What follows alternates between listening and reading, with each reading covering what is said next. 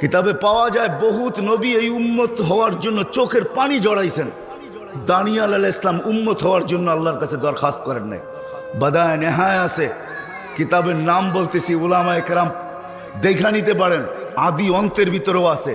দানিয়াল আলাইহিস সালাম যিনি ইরাকে প্রেরিত ছিলেন, ওনার উপাধি ছিল হিব্বুল্লাহ, আল্লাহর ভালোবাসা। উনি এক আজীব দোয়া করছেন আল্লাহর কাছে। উনি দোয়া করছেন, আল্লাহ আমি উম্মত হইতে চাই না, এটা সম্ভব না। আরে মুসা আলাইহিস সালাম আমাদেরকে দেখতে চেয়ে দেখতে পারে নাই। আমাদের প্রশংসা যখন আল্লাহ করতেছিলেন, তো মুসা আলাইহিস সালাম বলতেছিলেন, আল্লাহ এই উম্মতকে একটু দেখানো যায় না?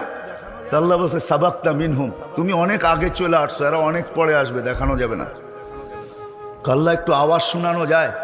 তা আল্লাহ বলে, ঠিক আছে, এটা হয়তো হইতে পারে। তা আল্লাহ আমাদেরকে আওয়াজ দিচ্ছেন, ইয়া উম্মতা মুহাম্মদ।